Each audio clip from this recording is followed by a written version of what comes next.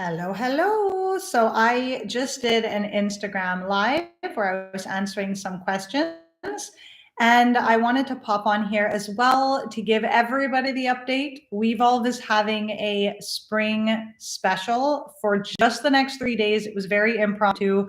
A lot of people have asked me to join the Wevolve tribe at a discount. I normally don't discount the Wevolve tribe, but I've decided as an exception to discount 50% off of the yearly subscription, as well as 50% off of all my products in the shop, courses, ebooks, healing programs, all that stuff. My new pet course, the bladder course, all of that is on there.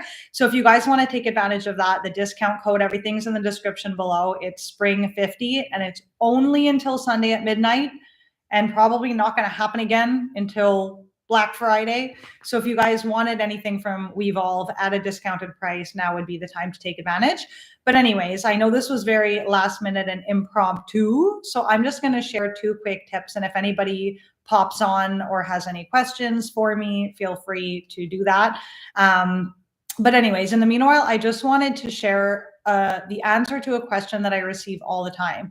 People ask me about probiotics. You guys know I'm huge into fermented food. I am always talking about reculturing your gut, fixing your gut. It's the premise of stage 3 in my free detox course. And just all the content that I share on healing your gut has to do with fixing and replenishing the gut microbiome. So people are like, okay, how many probiotics do I take? What's the best way to take probiotics? When's the best time of day to take probiotics? I want to start by saying that taking probiotic pills is not the most efficient way to alter your gut microbiome for the better. The best way to do that is through making your own fermented foods. Things like the star of the show is raw milk kefir, coconut yogurt, raw fermented milk, like soured milk, like homemade buttermilk, that kind of thing. Yogurts are really good as well. They're not as great as kefir, but they're good. Sauerkraut, beet kvass, homemade water kefir, kimchi, homemade pickles, fermented ginger. I have all of these recipes in fully fermented. It's free for tribe members. It's in the shop for you guys, like in the resource vault. And so you want to culture your gut through fermented food, number 1. If you really want to change the composition of your gut microbiome and diversify it, you absolutely have to do fermented foods. It's really the only way. You can modify it with diet, but if you've destroyed your diversity and you just don't have a lot of different microbes living in your gut, you need to actually put them in again. And fermented foods contain them in a way that regular raw foods or even cooked foods just don't. So you can diversify your biome by walking bare skin on earth, or by getting out in nature, swimming in clean bodies of water, drinking from a nice healthy stream. Be careful with that one. Make sure it's a nice and healthy and not a Giardia laden stream or anything like that.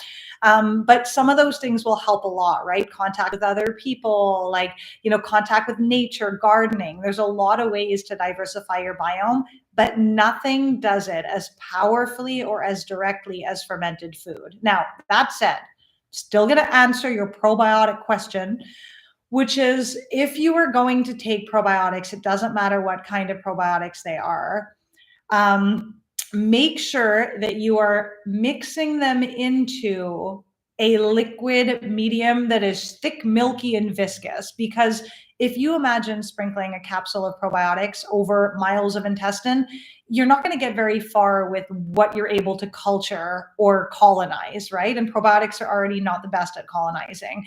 But if you open like 4 to 6 capsules of a high quality probiotic into yogurt, organic, of course, with no antibiotics, coconut yogurt, into homemade kefir, into sour milk, raw milk that you have at home that you just like culture a little bit with that, you will now have this yogurt gooey substance like kefir that can go all over your gut, into the crevices of your diverticuli. It gets treated like a food. It has way more far-reaching gooey sticky components to it making it way easier to distribute those probiotics in a homogenized way all over your gut, or at least in a larger percentage of your gut.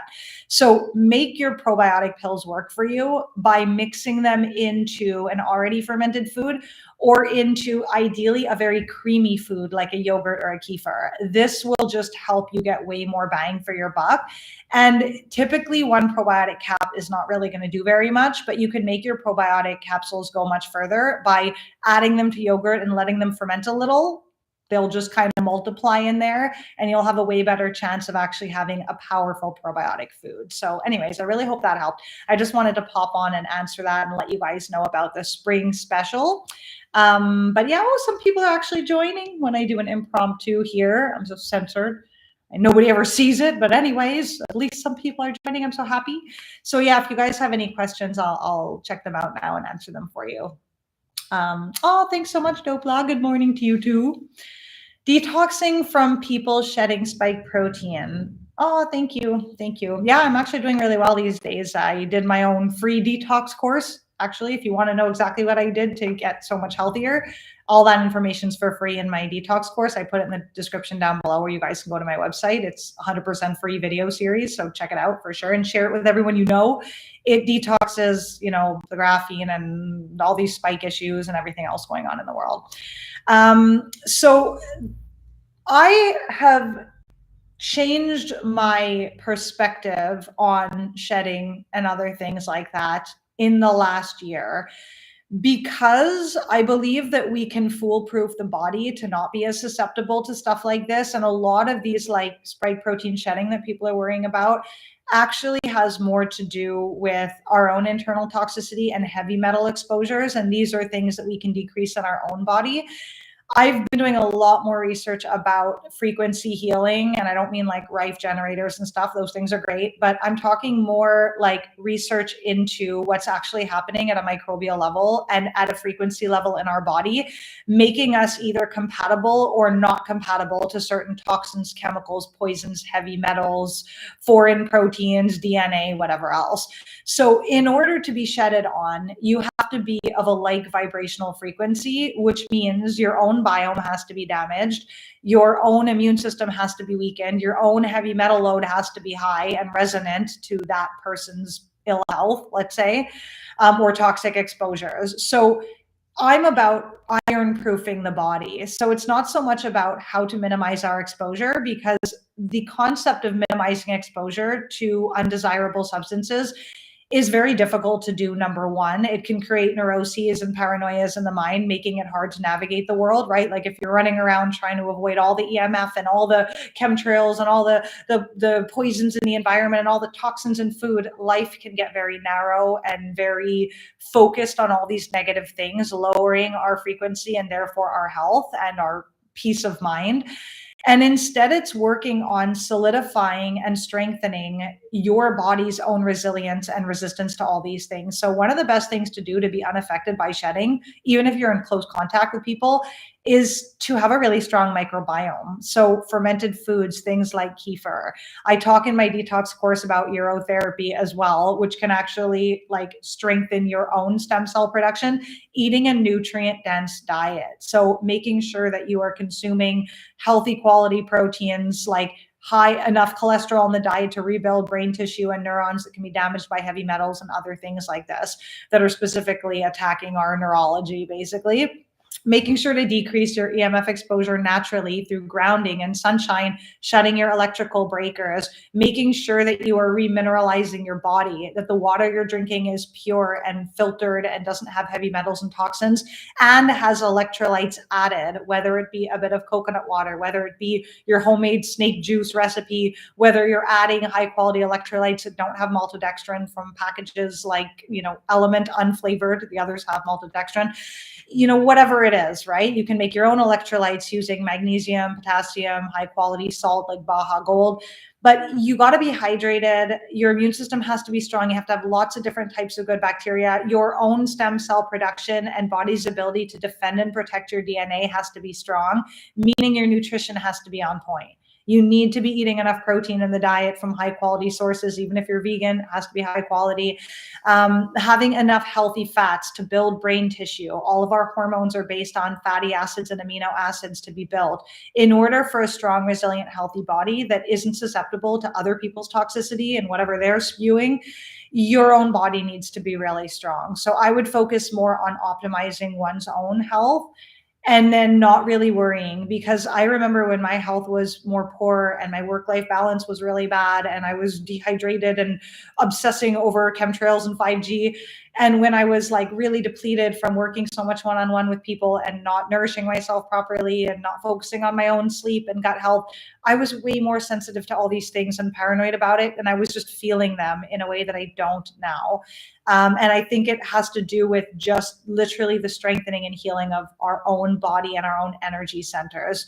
And one of the best things we can do for complete free is to go outside and ground and take at least 20 minutes or more of sun every day. The sun literally charges your cells like a battery, like filling up everything that needs to be filled up with light energy and biophotons. It helps with choosing healthier food. It helps with having higher serotonin and being happier and holding like a better mood and therefore a better frequency. And it just helps so much with clearing out EMFs and poisons and things that weaken us so that we're way more susceptible to shedding and other things. And of course, grounding exposes you to good bacteria and all that stuff. What herbs and supplements do I take for my morning routine? What type of water do I drink? Hydrogen water, blah, blah, blah. Okay. So I don't drink hydrogen water. I am on a high nutrient diet now. I was a little lazy for a while. I'm not going to lie. You guys know me a long time. I'm not the most disciplined. I'm honest about it. I like my sweets. I like my carbs. I like my junk. And I, run around a lot. I expend a lot of energy helping others and things like that too. So there's like a big demand cognitively with research, everything else. Right now, I'm taking a very select supplement program, which I personally love. It's not that many supplements, but it gives me all of the things I'm not getting in my diet. Do I recommend everybody take this? Not necessarily. It depends on what you're deficient in your diet. Like, for instance, for me, I probably don't eat enough volume of food to get all the minerals that I need. I'm a very busy person. I'm very active. I eat twice a day. It's my max. Like, I try to eat 3 meals a day and I'm just full the whole day. Then I can't consume any fermented food or enough water, whatever. Like, my body just works better with 2 meals. And I can eat a good amount, but not probably enough for the amount of like mineral decomposition in our food. So I choose select minerals based on what I've identified are the shortcomings in my own diet. So you'll have to play around with this.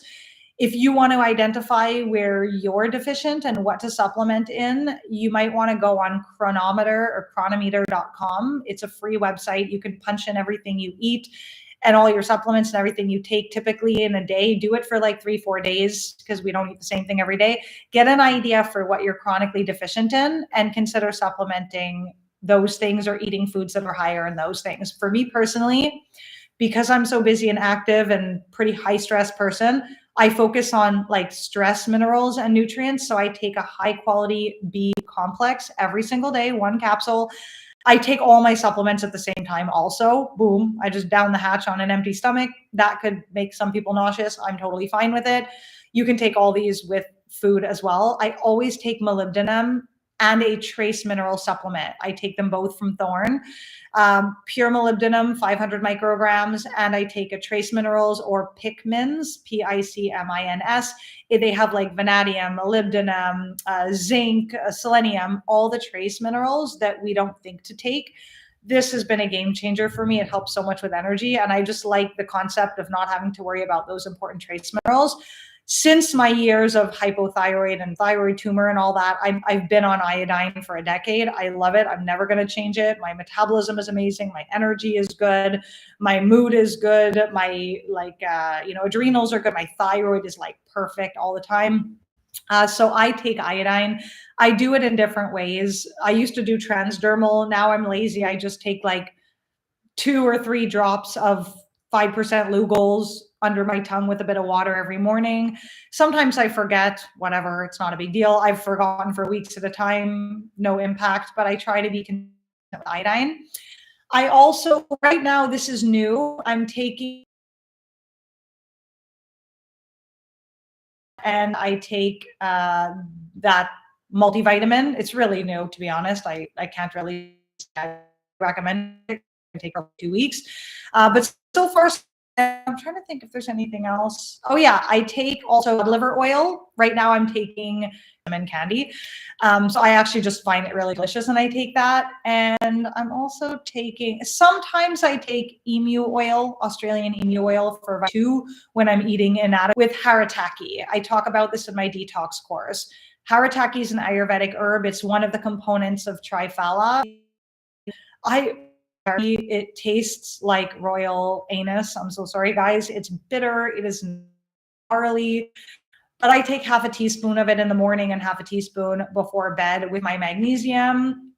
I love it. I feel great. Skin is like epic. And yeah, I just really, really like it. I think it helps also with spiritual connection, divine connection. I personally am more in touch with my intuition. I feel more of my like spiritual gifts and just my gut level intuition and instinct about things is really sharp, and it helps keep heavy metals out, and it's just great for like your gut and stomach acid, all that stuff.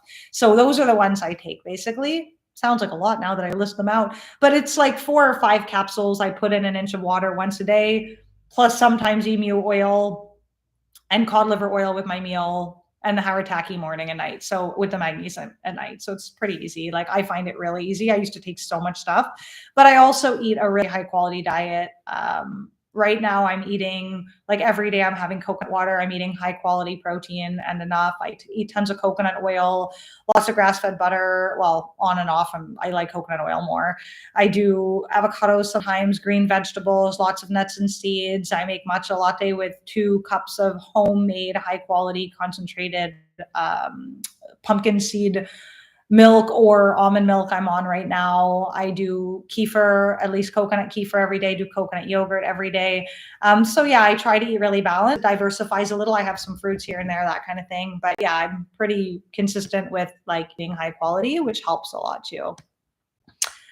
What are my top rule of 5? Nutrition, hydration, detoxification. Like if you have these, you won't get sick.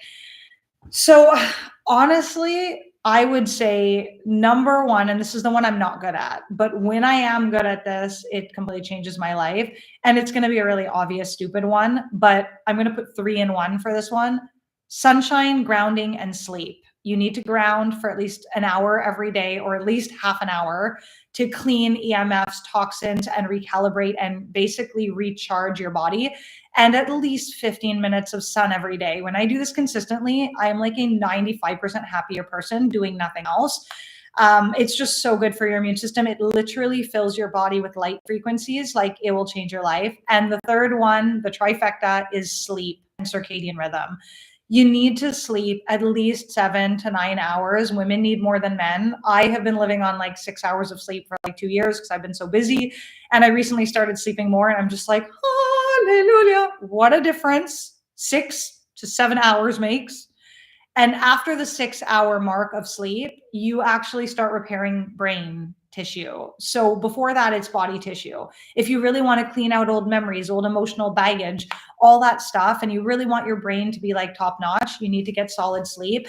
Solid sleep means no artificial lights at night, wear blue blocker glasses. It means shut your electrical breakers so you don't have EMF and electrical interference in your room. It means high quality air in your room, open the windows, make sure your AC is cleaned if you live in that environment, but like good quality sleep. Dark curtains, earplugs if you need, tape your mouth for even more benefit. I do that every night. It looks weird to others. I love it. And that way I'm forced to nose breathe instead of like we all do. And so, yeah, like high quality sleep, I'm going to count those as 1, the trifecta. Number 2, a higher protein, higher fat, high green vegetable diet where carbs and fruit and sugars and treats and grains and beans are just the condiment. So your diet should be high quality meat or high quality plant-based proteins like mung beans or whatever. You have to have enough green alkalizing vegetables like cruciferous, broccoli. If you don't do well with fiber, you can juice them, no problem. High quality fermented food, healthy fats like, raw egg yolks are good, kefir, sauerkraut, coconut yogurt. Like fermented foods are number one consumable if you want to have a strong immune system and healthy body. So eating a well-rounded, healthy diet that's based on, healthy fats, healthy proteins, and green vegetables. Everything else is a bonus. You can have those other things, but you want to have them after. You want to have them as snacks. You want to make sure that your nutrition is like on point and that you're eating blood sugar stabilizing, high quality, high mineral, high nutrient, high fat soluble nutrient food, ones that have vitamin A, vitamin D, vitamin K, like this kind of stuff. That's really, really important. The next one is a positive mindset, which is way easier to do when you get sun, sleep enough, and do fermented food and eat blood sugar stabilizing food. It will help. But being positive, learning to surrender to life, not overthinking every little thing, which helps when your body's healthier, of course, but just like taking life as it comes, choosing gratitude, choosing positive affirmations, like doing inner work, taking accountability for the ways that you're failing yourself with your mindset, and just choosing to like be happy every day, because happiness is not the result of an outcome. It's not perfect health and the perfect relationship and all the money in the world and that perfect body. It's actually choosing to be grateful for your breakfast. It's choosing to feel the sun on your face. It's being in the present moment. It's calming your own nervous system. It's doing the best you can without over pushing yourself. It's managing your stress. It's like giving yourself enough self-care and taking the time for yourself. That's really, really important. And the last one I would say, I mean, there's so many, like I could say exercise or water, but let's just go hydration, because it's virtually impossible to be healthy or toxin free unless you're hydrated. So I would say getting a solid hydration routine as like the staple in your lifestyle. For me, that looks like coconut water, making Soleil water, which is basically 5 or 6 tablespoons of a high quality salt like Baja Gold, Jacobs & Co., Saltwerk. These ones have no heavy metals. They're better than Celtic and Himalayan and all that. No microplastics. And just taking, let's say, a liter. Sorry, this was my matcha latte. That's why it's green and gooey.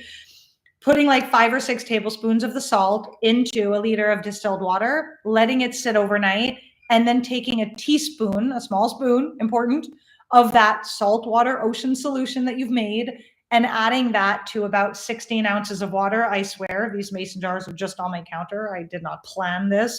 I don't happen to have these mason jars on me. Into about this much water, and do that in the morning and in the afternoon. You can also make your own electrolyte mixes like snake juice, which is basically magnesium, potassium, sodium. Some people add like baking soda and stuff to it. You guys can look up that recipe online. It's not mine. But yeah, basically like making sure that your water has electrolytes in it, that your water is actually being absorbed by your cells, and being intentional and consistent and committed to your own hydration. Because when you are hydrated, your blood is thin, your lymph is moving, you're not puffy, you're not bloated, you have energy, you detox toxins easily, your kidneys can work well, your blood can transport nutrients and oxygen to your whole body. Your entire hormone process, making bile, making stomach acid, all of it is dependent on hydration. A healthy brain is a hydrated brain. So hydration is really important, you guys, really, really important. I think that was 5. If I forgot, I can always add one in later. I hear in California, because of the warm weather, I live near California, but I need to get away from the rudeness. Is there any consistent warm city in Canada or US that can be lived in? So I haven't lived in enough US or Canadian. I mean, I've lived in quite a few Canadian cities. They're not warm. The warmest is probably southern British Columbia, right? Like Vancouver or whatever, Victoria maybe, but they're still not warm. I've lived in Florida. I have visited a lot of places in the States, but not consistently lived there other than Florida. So I can't really say. I'm currently living in Tulum, Mexico, moving soon potentially, but I've been here for 3 years. Tulum is not the best place in Mexico to live, but Mexico is a great place to live in general, especially if you're not in the north. The north can be a little sketchier and more dangerous, and the central Mexico around like Tabasco and stuff, and Mexico City can be a little more tedious. But if you go into these more coastal towns and stuff, you can get really high quality of life, amazing coconut water, tons of raw fruits, lots of farmers products, lots of raw milk. It's way easier to access some of these core health things, and you have Amazon Mexico, you have all the conveniences. And so, yeah, I mean, I really recommend Mexico. I think it's like an amazing place to live. Am I going to be here forever? Who knows? Maybe not. But it is a really good place to live. My whole family, except my dad, live here. I've also lived in other Latin America countries. Like, I mean, I visited Nicaragua, didn't live there. I've lived in Panama for a long period of time, many areas. I've lived in Costa Rica, almost all over the country. I don't like them as much as Mexico. Personally, Mexico feels more first world, a little less hippie, and just in general, a little bit easier to access things. Panama was okay, actually, with accessing things. I was surprised, especially like the Boquete region, but I wouldn't recommend it. They just do a lot of experiments on that country, and yeah, health declines for a lot of people when they live there. So yeah, that's just kind of my take on that. But it's hard to recommend specifically. But I would say Florida is a pretty okay, decent place to live, except for the hurricanes and all of that. At least it's like more open, more awake. You can access some stuff. Like, it's hard to say. I don't know if I would move back there, but I know a lot of people who are happy living there. And you're going to get happier, more sunshiny people than California for the most part. Although I've met epic people from California. There's all kinds that live everywhere, right? Someone is buffering me. They don't like the message. It could just be also shoddy internet. That's possible as well. All right, guys. So I'm going to answer one more question and then I'm going to pop off for today. Hopefully the internet connection was decent. Do I like methylene blue and how would I start? So I've done methylene blue for a period of time. I do like it. I don't do it anymore because intuitively I don't feel like it's the most valuable supplement I could personally take. If you're dealing with mitochondrial issues, dopamine or serotonin issues, energy cell production issues, toxicity issues, antioxidant issues, just feeling devitalized and brain foggy, if you're looking to biohack, if you are dealing with a lot of biofilms, it can be a good option. You want to make sure to get a high quality methylene blue. I actually recommend getting the powder and making it yourself, but it's a more complicated process, but it'll be less contaminated that way. So you need to make sure that it's like proper pharmaceutical grade methylene blue and that you're mixing the right ratios and all of that. I would say if you get like a 0.5% solution, which is the standard solution that you buy, you can start with like 1 to 3 drops. The most I ever took was 10 drops of a 0.5 solution once a day in the morning. I felt a little bit happier and more energized for a period of time. I didn't notice any side effects or bad things whatsoever. I just decided that I would rather include other antioxidant things like matcha, or I think at one point I was doing like an experiment for a client with other things like mucuna and things for like dopamine. So I didn't want to mix all these different like psychotropics with methylene blue, right? Like, it's not the greatest to take methylene blue at the same time as you have your coffee, like things like that. You have to be conscientious of how many like dopamine and serotonin stimulating supplements you're taking with methylene blue. But yeah, people swear by it. Some people love it. I know people that I really like and value, even like, other health practitioners who are huge proponents of it. I'm definitely not against methylene blue. I'm just not making it a consistent part of my own routine because I don't need it. I'm constantly getting a ton of mucus and phlegm, mucus after I eat, phlegm during the night hours. So I used to have that a lot too. It's really common, especially when you have dysbiosis or allergies or things like that. If you have over mucus production, you are dehydrated, number one. So focusing on the hydration strategies I talked about earlier in this video, you can rewatch that part if you're just joining. And yeah, I would hydrate, number one. Number two, you have to fix your stomach acid, your liver function, and your gut dysbiosis, because mucus type conditions, and I was like the most mucusy person ever for the longest time, guys. Like, my nose got stuffy from eating cheese. I was allergic to everything, cats and dander and pollen, and I had hay fever and I had asthma. And if I laughed too hard, I was like wheezing and hacking, and I smoked for 10 years. Trust me, I was a mucus cesspool. And that like never happens for me anymore. I'll sneeze occasionally if chemtrails are really intense. And if I really go hard on too much sugar, maybe I'll have like a stuffy nose once a year. But honestly, it's like really not a thing. And so things like apple cider vinegar to boost your stomach acid, not Bragg's, another company. Bragg's is Billy Boy Gates owned now with GMO apples and who knows what else. So another good quality company with the mother, raw organic, having 2 tablespoons of that with your meals. You can also do HCl betaine. Doing fermented food, if you have a lot of mucus, you have a histamine issue, you have too much fungus, so you start slow with fermented food. I recently shared on Instagram how to do that. A few drops, work your way up with the kefir, the coconut yogurt, the probiotics, the sauerkraut, the kimchi, the beet kvass. Fix your gut microbiome. That will help so much. And if you want like a deep full body detox, like really detox, you can check out my free detox course. It's the video series that I created in 2023. I think I did it in 2023. Anyway, it's how to detox all the synthetics, all the chemicals, get all your mucoid plaque out, get rid of your parasites, get rid of your candida, replenish your gut microbiome, and biohack yourself into the hottest, best, healthiest version of yourself. It's 100% free. This is my gift to humanity. It changed my life completely. I have my own before and afters on my Instagram if you guys want to see. And I was doing okay before, but really the before and after of that, even my blood results, like my live blood analysis is on my Instagram. Total game changer, you guys. Like 3 months apart, I age reversed over 10 years, physically and internally. My blood results shocked the crap out of every lab. So it was like an unrecognizable human being. Just 3 months, and it was pretty freaking easy to do. I didn't have to fast or do anything fancy. I didn't even go in a sauna.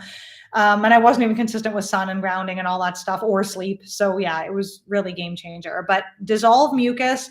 Another thing that can help a lot is haritaki, organic haritaki powder, half a teaspoon morning and night.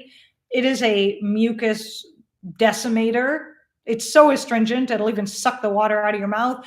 Another thing that's good is Cistus incanis, aka rock rose tea, 3 cups of it a day. It has 20 times more antioxidants than green tea, no caffeine, it gets rid of Lyme, it kills parasites, it destroys biofilm, it breaks down mucus systemically. It is awesome.